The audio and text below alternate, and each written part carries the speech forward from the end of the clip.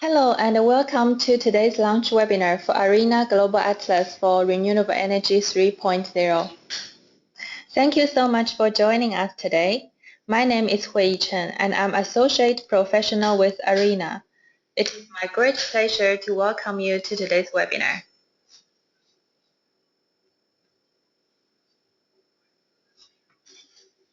Before we start the program, I would like to go over some technical information. For today's webinar, we have two options for listening in. You may connect by computer by selecting mic and speakers, or by phone by clicking the telephone options in the right-hand panel.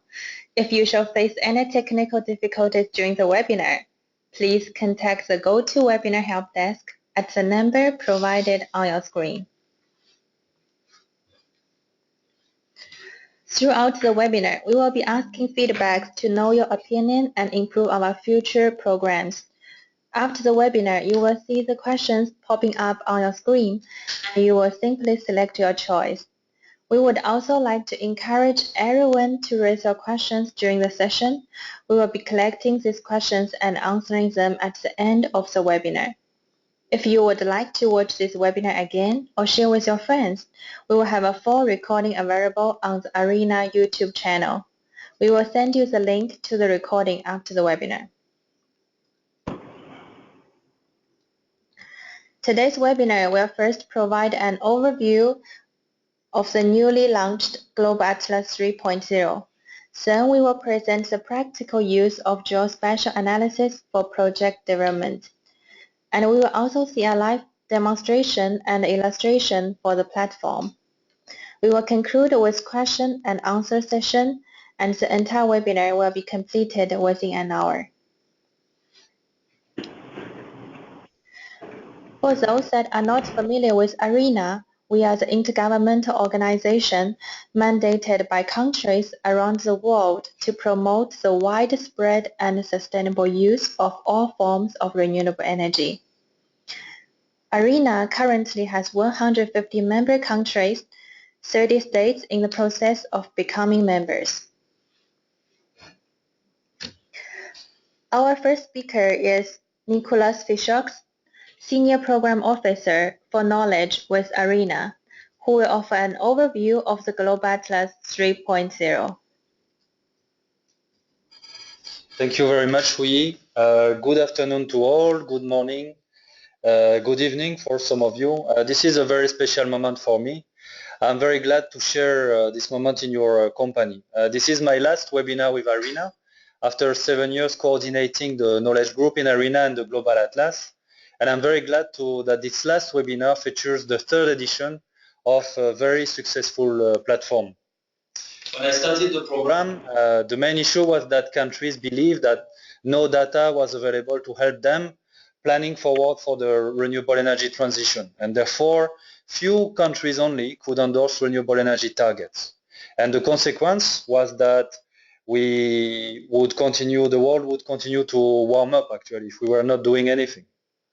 The Global Atlas started around COP15, and there was a handful of countries that were willing to push this program to advance the renewable energy, the energy transition. When I was appointed, the Atlas was focusing on solar and wind, and since then it has demonstrated value for marine energy, geothermal, and bioenergy. At the start, I could not imagine that we would benefit from the tremendous support from countries, from institutes, and from companies in making this project happen. And I could not imagine either that with such partnership we would make available free, downloadable, high-quality data down to 1 kilometer resolution for solar PV and 1 kilometer resolution for wind. Nor could I imagine that we would come up with a global bioenergy simulator, or very soon with a wind levelized cost of electricity simulator for wind at 250 meter resolution. With the momentum of the post-Paris Agreement, the Global Atlas has achieved, I believe, tremendous results that help business developers to be more efficient in their market prospection and countries to be quicker at developing enabling framework for renewable. Overall, we all want the global energy transition to happen faster with the least risks possible, obviously. I think we have been smart but also very lucky in this program. We have leveraged the convening power of IRENA to harvest and assemble decades of experience and breakthroughs in modeling, in data standards, in WebGIS open source, and much expertise from our partners that we have packaged into one single service. And honestly, this has been a tremendous experience in terms of design thinking, which I will never forget. For some time, we have been struggling with the volume of data that we are handling, with some 2,000 data sets that are in the system. And our users have been very concerned with finding the most appropriate data for their use. So we have redesigned the Global Atlas to fit this user need, and I believe this time we got it right. In this version, we have put emphasis on the elements that we care about, the elements that are core to the values of this program. Number one is collaboration. We are empowering users to contribute and add value. Number two is acknowledgement. We care about our data providers. We clearly identify who contributes to what, and we show where expertise lies. So we enable cooperation and collaboration in the field of resource assessment. And number three is quality. We clearly state the right data set, which data set is fit for which use, with a unified approach, which was relatively innovative at the time. The team in IRENA, Abdul Malik in particular, and the team in CENER have worked extremely hard on this new release, and this is now the turn of our user. This is your turn to make the most of it and have an impact on the world. Without further ado, let me thank deeply our partners, our users, our colleagues for supporting this program, and let me leave the floor to Javier at CENER, that has been the implementing partner for this release. Again, thank you very much for all those that contributed to this program. Thank you, Nicolas. Our next speaker is Javier San Miguel Armendariz, Strategy and Business Development Manager of CENER, who will present the practical use of geospatial analysis for project development. Javier? Thank you very much, Luigi. It is a pleasure to be here with all our listeners today and try to explain why this is a fantastic tool that is now available to the public, when in the past few years, only the big developers could really use this kind of tools, integrated information in geospatial framework. So IRENA Global Atlas 3.0, it can really be considered a rapid, low-cost first analysis tool. CENER is really pleased to collaborate with IRENA on the Global Wind Atlas and the integration of other renewable energies into this gallery, which now conforms a geospatial tool that is only accessible not only to big organizations, but also to the public in general. This now represents a low-cost first analysis tool to evaluate the availability of renewable resources, but also it can help to evaluate the potential for energy generation in any location, including those countries in which there are very little prospections, very little data available, and therefore it can be used now to change the availability of data for sets that are available to us. CENER has many other opportunities to develop worldwide this full set of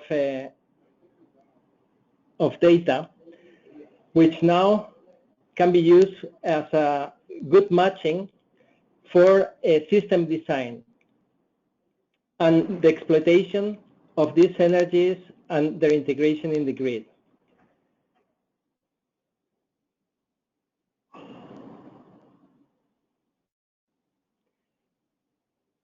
In developing countries, renewable energies need also to be integrated and compete with not so many resources for evacuation.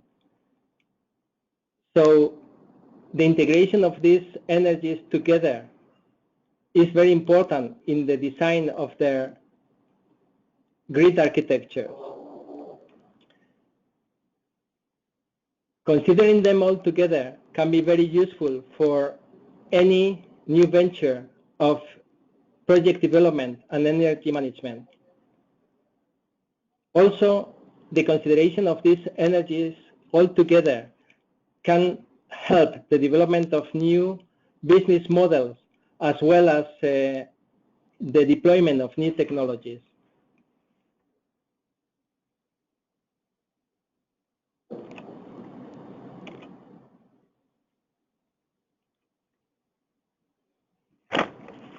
Finally,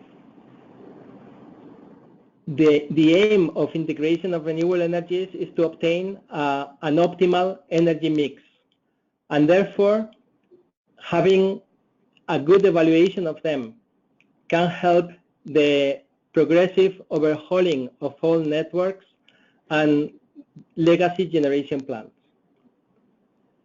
The Global Atlas Gallery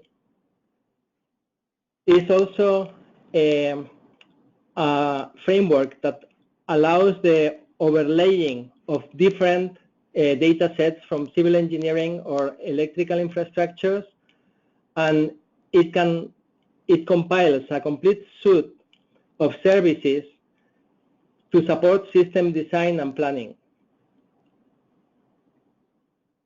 Finally, these integrated tools in the IRENA global map, it's an opportunity to integrate this information with other tools like CFDs that can help more in-depth analysis. CENER will work continuously in the deployment of these new technologies to help the worldwide development of renewable resources.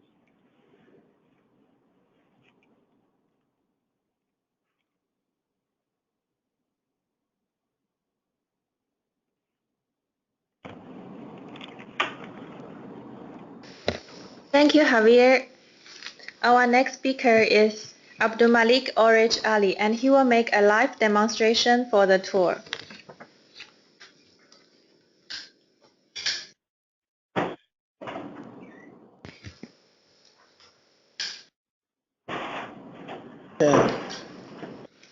Hello, everyone. First, I apologize for the misunderstanding. So apparently, some of us within the team here could not hear Javier, but apparently all of you who have connected to the webinar today heard him loud and clear. So that's perfect for us. Okay, without any delay, I would. So good day, everyone. First, I am Abdulmalik Orij Ali, and I would be presenting to you a short demonstration of the new Global Atlas 3.0.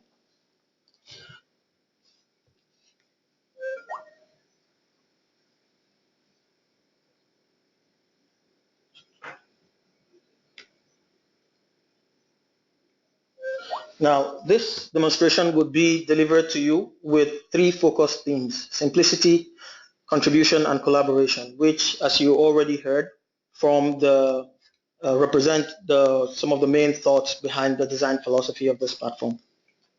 Now, for simplicity, to put that in context, some of you in this crowd today are business developers, market analysts, and researchers who would or already have the task of looking at the country to figure out where the next best areas to deploy renewable energy systems could be, or what the potential market size for a particular technology could be in such a country. Now, without the Global Atlas, this task would be enormous. It will typically start by scourging the internet for resource data, maps, and tools, not necessarily organized, and with no statement on data quality nor how some of these maps might be useful for your application. However, with the Global Atlas, particularly the new 3.0 release version, you would approach this task by simply visiting our website at irena.org/Global Atlas,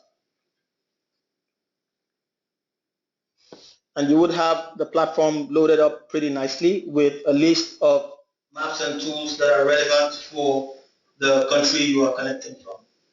Now, you can change that to a country you would like to access, say Brazil, and immediately you have a list of maps and tools focused on Brazil, starting with the Brazilian solar and wind map, which is typically a map created by a local institution in Brazil or created in collaboration with one of the local institutions in Brazil, or simply a compilation of layers that are relevant for an assessment of Brazil. And then in the same list, you have global and regional maps that intersect the borders of Brazil. Below that, you have a list of tools, some of which you could use to extract data for a particular location in Brazil, and the others you could potentially use to simulate simple systems for locations across Brazil, or in fact, any country you are looking to simulate, you are looking to assess. One thing you would notice also on this platform upon landing is that we have limited the volume of content that users that are not registered can get on the platform. This has been done intentionally. The platform remains free, but it's important for you to know that we did this in order that we encourage you users to give us more information to make the platform even simpler for you with tailored content. So in essence, to get more maps and tools, you only need to pick from any of the login options that we have provided for you here. Now, having found the map, we go further to provide a brief narrative on its contents, first starting with a simple interface, and then a description of the map, a list of all of its contributors, and some other quite important information, such as an indication if that map contains downloadable layers or not, an indication of the resources covered by the map, the date the map was first released or modified, and quite notably, an indication of quality in terms of how you might use such a map. Now, it's also important to note on this screen the actionable options we have. There are two big ones there. First, the option to load that map, to use that map offline, which is a capability that is still in development and will be added to the platform in the coming weeks. And then the possibility to open that map in the GIS interface.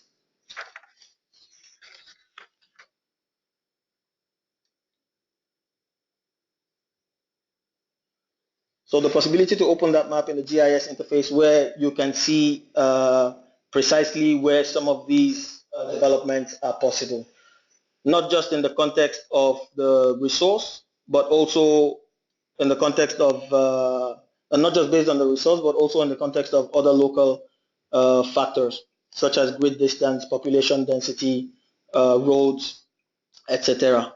Now, it's important that I mention here that this GIS interface or map viewer, depending on how you understand it, is quite, it's a simple GIS interface compared to commercial softwares like ArcGIS or QGIS, depending on the ones you're familiar with, but it does come to you with quite a number of good options. One of which is the spatial overlay. So that's the capability to overlay some of these layers you find here in the layer tree. Another is the edit map capability, which basically helps you weed off areas that you are not interested in and leaves you with a view of only highly suitable areas.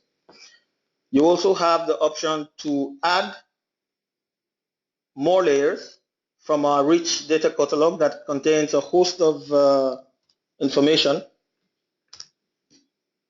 that is not necessarily included in the map.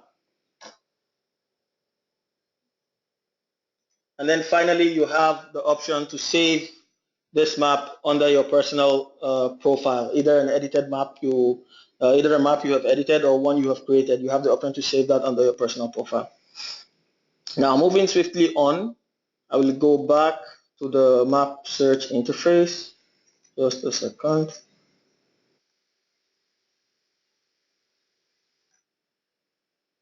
Moving swiftly on, we have a very special map which you would always find in the first list of search results, typically here in the right corner. And this map is specifically targeted at market analysts who would like to size the potential for a particular market. So it is a map that establishes just what the market size for either solar or wind in different configurations, grid connected and off grid, could be within a particular country in a region that has been assessed in such a manner. So for this particular search, you have the map of Latin America. Open that in the GIS. Okay, as you have seen, I need to log in.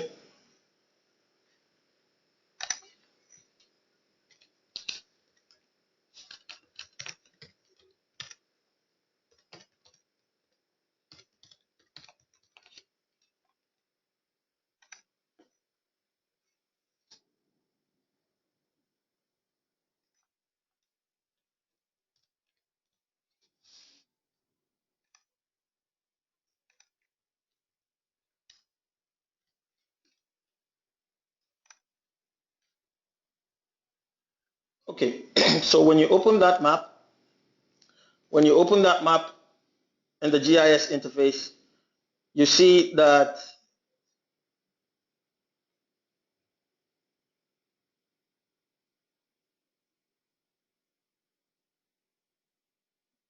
I think I'm having some connection problems, but you see immediately where you see some of the viable areas within the continent of Latin America.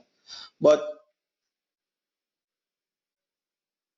you see some of the viable areas in the continent of Latin America distributed by the level of suitability to deploy certain types of application, either grid connected or off grid. It's also important that you note that with this map comes a report, again speaking to market analysts that are in the crowd. It's also important to note that with this map comes a report that establishes the theoretical installable capacity for each of the countries covered in that region. Just to give you a snapshot of what that looks like, that is here.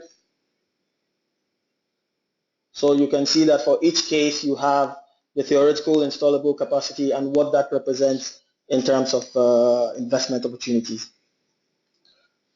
Okay.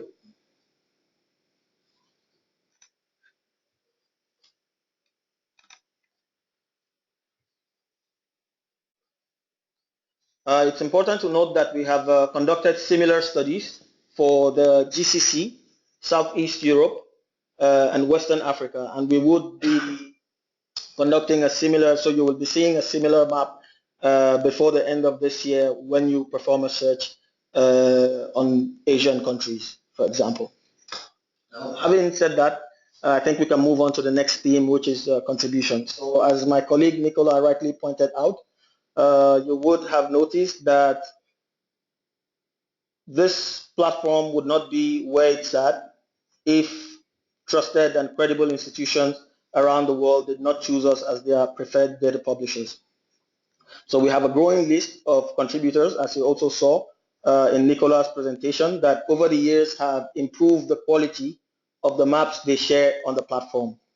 From, say, 50-kilometer resolution map 6 years ago, unvalidated, to, say, 1-kilometer resolution today, and in some cases 250 meters resolution with an improved validation effort. So it was only natural that while thinking about this platform, we made sure that every single contributor had as much visibility as possible. So first we do that again, taking you back to the preview screen for a map. We do that again by making sure that every single contributor is referenced properly in a map, as you can see. We also created a system quite similar to pay-per-view ads at the bottom strip here, quite similar to pay-per-view ads on Google or Facebook, depending on the ones you're familiar with. And this system basically gives impressions to all our contributors based on the quality of information they contribute to the platform and the quality and volume of information they contribute to the platform. A third capability you would also find interesting is the capability to create mini atlases. So if you, this is something you would be able to do if you are a data provider or a local institution in a country, a data provider looking to showcase the fact that you're contributing information to the atlas, and maybe a local institution in a country looking to showcase your country as indeed an investment zone for renewable. This is something you would be able to do on this platform, and it typically starts by saving your map from the GIS interface as a personal map, and it shows up in your My Maps gallery. And in this My Maps gallery, you are able to simply click on any of the maps you have saved and publish it. After publishing, you are able to see a preview of what that would look like on a mini atlas. And the goal is that you take the short code snippet and create a mini atlas which you can then attach to your website. So in essence, for this part of the demo, what we are trying to pass across is that if you are a potential contributor of maps to the Global Atlas interface, or you have maps that you have developed that you think are good enough to be shared with the Renewable Energy community for analysis, you're very welcome to do that with the Global Atlas, and be rest assured that they will be used and you will be accredited for them. Now, finally, we move on to the collaboration theme. On collaboration, again, I will take you to the same map. It's important to see that we have provided a means for users of every content, map, or tool that you find on this platform to comment on them and like them by virtue of providing some kind of reviews or providing reviews that we can take in to improve the constituent layers of the map, or reviews that could alert the data providers of that map of maybe new techniques of validation and other things that can basically improve the quality of information that we provide. You would also notice on this platform that if you are a team, you would also notice on the platform that you are able to basically build maps collaboratively with teams. So if you ever have the task of building a map, assessing an area, and you want to do that with colleagues at the office, this is something you're going to be able to do on the Global Atlas 3.0. And it's as simple as having saved the map on your profile and you wanting to share that with team members. You just pick on that option we have there and enter as many emails as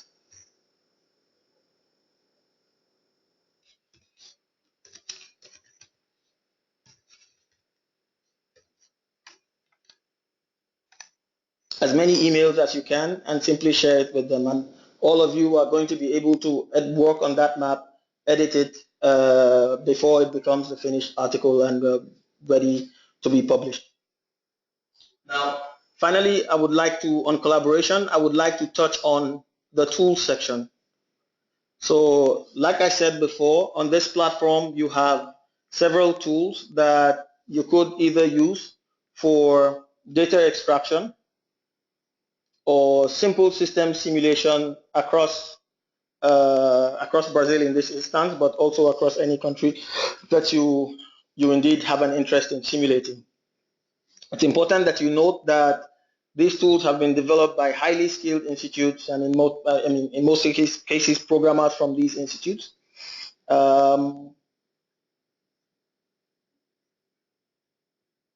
So on our side, we have tried a lot to create several functionalities on this platform that make it very easy for programmers out there to create these kinds of tools and share them with the Global Atlas. So if you are a programmer in the crowd today and you have ideas of tools that are relevant for analysis in the sector, I would also like to speak to you with this demo to keep programming, to keep collaborating with us and keep sharing these tools. And on our end, we will continue to make the platform as operational as it can be to make sure that you communicate directly to your audience. So thank you very much for the demo. I will hand over to my colleague, Hui. Thank you, Abdul Malik. And now we're gonna go to our question session.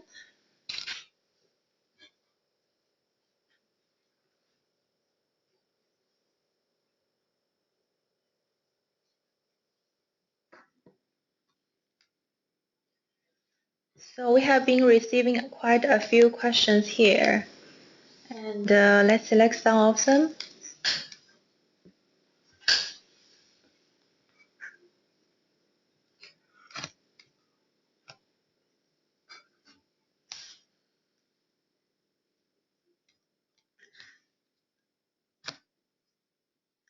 There's one question from Manu Sawi Sukunata, and I think he's asking, I understand that the feature to download maps for offline use is still under development. However, can we contact IRENA for access to particular maps for now? I think the question Abdul Malik can answer. The answer is yes, you can contact us. It's important to note that these offline maps are going to be structured in a PDF format that is very, very interactive. But yes, if in the meantime, while this capability is being developed, if you need a map, please contact us. Who will share the emails with you. And I think the next question is from Exidas Chadi, and he's asking, is it possible to access time series for multiple points over a region? I think this question could go to Jacinto.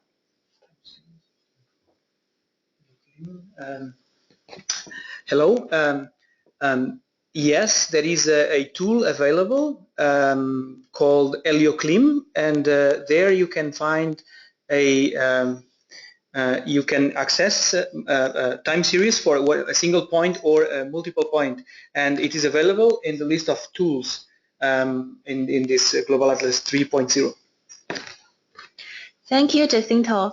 And we got another question that is from David Nazur Quijano Matios, and he's asking, does the map state at which height the wind speeds were measured? I think this question can go to Abdul Malik.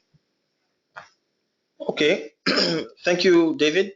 Yes, so when you open each map, you would find in the layers, in the layer tree, a description of the map and the title of the map. And usually in this title, you have information on the height and other different parameters for the map, including resolution.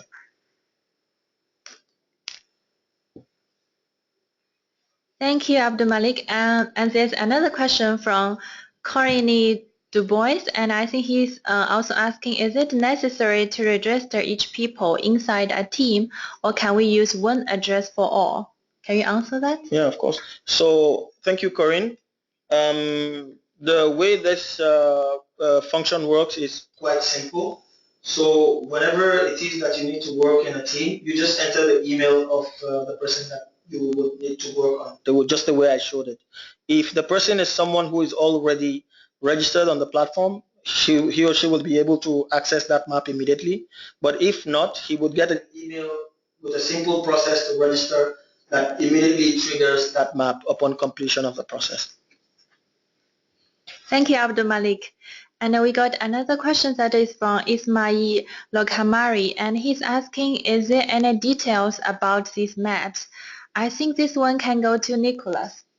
Thank you, Hui. Yes, there are a few questions on that, which is related to data quality. There is another one from Manoj Singh asking the percentage of uncertainty associated with the maps and whether the maps are bankable. So no, the data that you find in the atlas are not bankable. the service that is provided here is more for market prospection and for countries in assessing zones that are available for future development. But in no way we are providing bankable data in the atlas.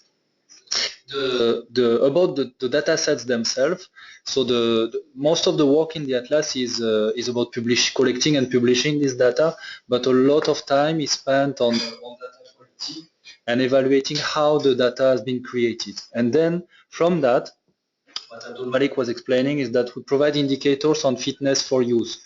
So I invite you to look at a publication we made on solar and wind for fitness for use, which is basically a combination of parameters that explain how the dataset has been created and the level of confidence you can have in the dataset for a particular use. For example, for policy making, for education, or for market prospection business, what we call potential, for example. Then the fitness for use also indicates if the dataset is part of a bigger commercial dataset, for example, in which case we invite the user to go to the data providers to acquire the data if they want to. So what we do is we provide the best information possible in the public domain. We are not going to the commercial domain. We don't provide bankable data, but we provide the source of the data. We explain where the data comes from and what is the use for this particular data. It's been a lot of work we have done on this aspect. I think we are providing valuable information there.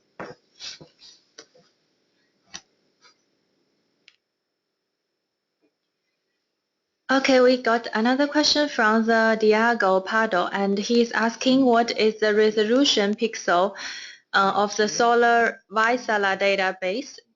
I think Jacinto can answer this question. Yeah, so the Vaisala database that we have for solar is I think is 3 kilometers and 5 kilometers for wind, but now we have made available the solar map from the World Bank, which is 1 kilometer spatial resolution, and we have also the global wind atlas from DTU, which is also for wind, which is also 1 kilometer resolution. So you can also explore these sources. Thank you, Jacinto. And we got the question from Hugo Hettiling, and he's asking it seems ocean renewables tidal energy mapping for Southeast Asia is still underdeveloped.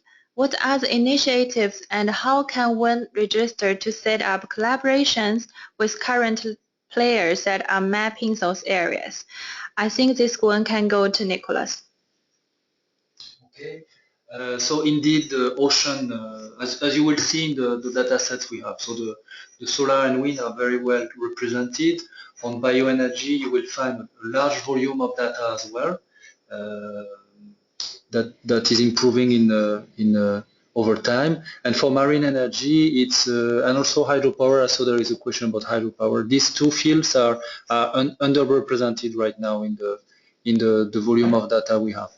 So if you do have data on one of these sectors or relevant to one of these sectors, what you can do is contact us at potentials@irena.org and simply drop us an email. What we will do is set up a call with you to understand the type of data you have, where it's coming from, where is the data quality, what is the intellectual property of the data, and then we can discuss how to make this data available through the global atlas. Either you host it on your servers in your organization, or we have also a service for assistance to host the data on our server and make it available to countries and to the community. So it's relatively easy to do. We use everything we do uses open standard and open source softwares, which are very common to use. And essentially, most countries and most institutes that have collaborated with us manage to install an instance of the GeoServer software we are using, or to hand over the data in a format that is appropriate. We always manage to find a way. Thank you.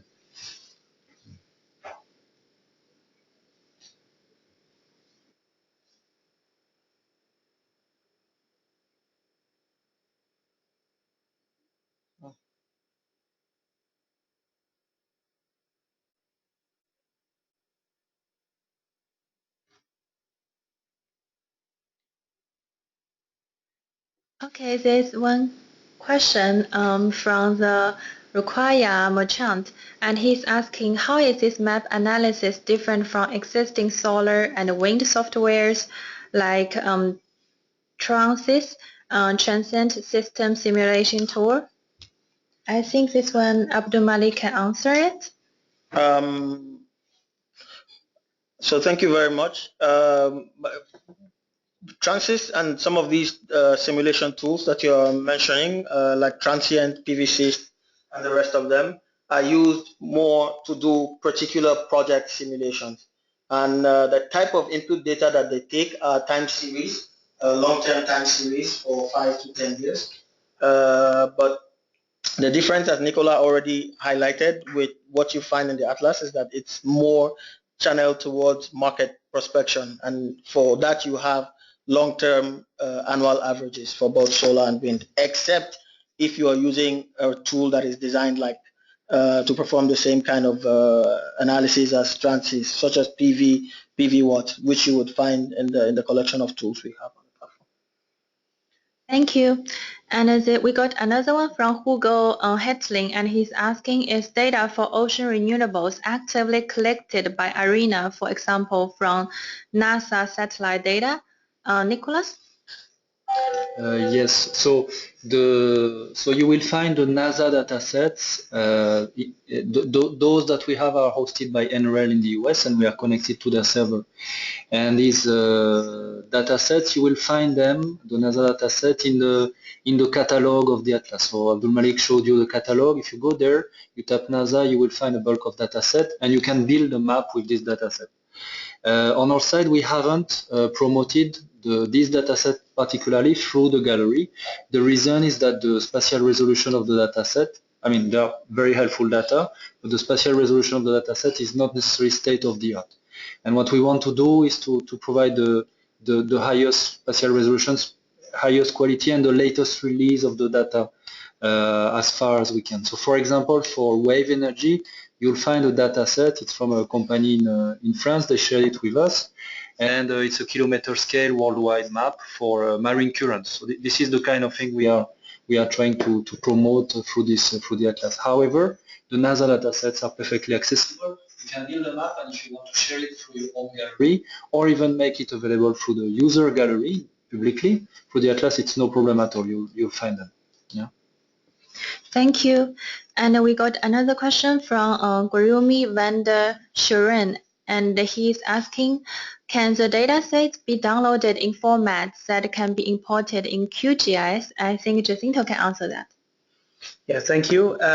Yes, that's true. You can download these some of the data sets. This depends on the legal agreements on the intellectual property.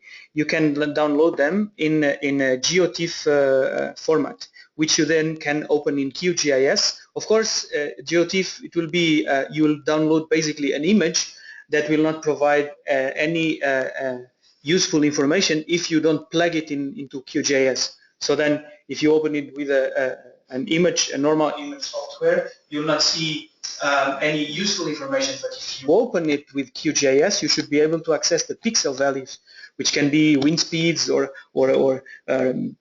solar potential. You can do that with QGIS there. Yeah, that's true. Thank you. And we got another question from the Sophian Bori Choi, and she's asking, what is the nature of the data? Is it measurement data or satellite data? I think Nicolas can answer this. Yeah, there is a lot of confusion on that. So the data that we have for wind energy is coming from atmospheric models, and the data that we get for solar in general is coming from satellite imagery that is then processed through a model. Then for some atlases that we have, for example, CENER is sharing with us an atlas of Tunisia. So this is an atmospheric model they are using. With a CFD model nested in it, and then what they do is that they validated this atlas with measurement campaign over the country. So you can say that it's a national atlas that has been validated through measurement campaign. very similar to the wind atlas in South Africa, for example. So in general, these nuances are explained in the description of the data sets, and it tells if the data has been validated through a measurement campaign or not, and where it's coming from. Is it coming from satellite in the case of solar? Is it coming from atmospheric model in the case of wind, right? If you have any doubt, drop us an email. We can help you. Thank you, Nicolas. And there's one good question from the Boazes Idris, and he's asking, it was mentioned that an AirCOE tool will be made available soon at 250 meters resolution. Would that mean the wind maps will be at that resolution? I think Jacinto can answer this one. Okay, thank you. So indeed, we will be launching an LCOE simulator soon, which will use wind data at 250 meter resolution to simulate the LCOE. We will not have, or we don't have a wind map at that resolution. This because it's a very heavy map, and we are using to do. We'll be using in this tool to just simulate the LCOE for certain locations. Thank you, Jacinto. And we got another one from Manasi Vahi, and he's asking, most of the South Pacific countries have the potentials to be fully benefited from its solar energy, given its small national energy consumption. However, there is lack of renewable resource information on Global Atlas. How do you approach these countries to obtain more information? I think this one Abdul Malik can answer this one. Okay, so specifically for the islands, I need to tell you that we have a program which is just about to be initiated. It's called Seed Site Appraisal. And in the context of this program, we will be working with governments of these specific island countries to help them, either based on what they have, the resources they know they have, or based on like high resolution information that we have that is not shared on this platform. We will be helping them to use that to assess the economic viability for sites within these islands. So you would see a call come out sometime in June. If you are a government official, I would encourage you to respond to that call. Thank you very much. And we have, due to time limits, and we can have only one more question, and this one is from Asem Korem, and he's asking, are there any data available for geothermal? I think Abdul Malik can answer this question. Yeah, in the Global Atlas, we do have some data that are relevant for geothermal, but it's important that you note while using the platform that indeed these data, I mean, you have like a broad range of data sets that you can find, ranging from maps that show already potential with drilling sites where sites have been assessed, like the geothermal map of Turkey, for example, where sites have been assessed, the flow is known, the temperature is known as well, to other maps that are not necessarily representative of geothermal energy, but represent indications of different physical parameters that might be looked at when looking for the next place to have a drilling. And these include like heat flow maps, maps of temperature at depth, maps of current existing plants, faults, and etc. So it's quite a broad range of data sets that you would find on geothermal energy. Thank you very much, Abdul Malik. And I would like to thank everyone to participate in the webinar today. If we could not answer all of your questions in the session, please email us at potentials. It's here. And it's potentials@irena.org. I would also encourage you to connect with us on the social media for the latest Global Atlas news. And please also pay attention to our upcoming new functionalities such as the Wind Energy Costing Tool LCOE Simulator, as already mentioned earlier, and also Global Solar Atlas. And thank you again for all your participation, and this is to conclude today's webinar.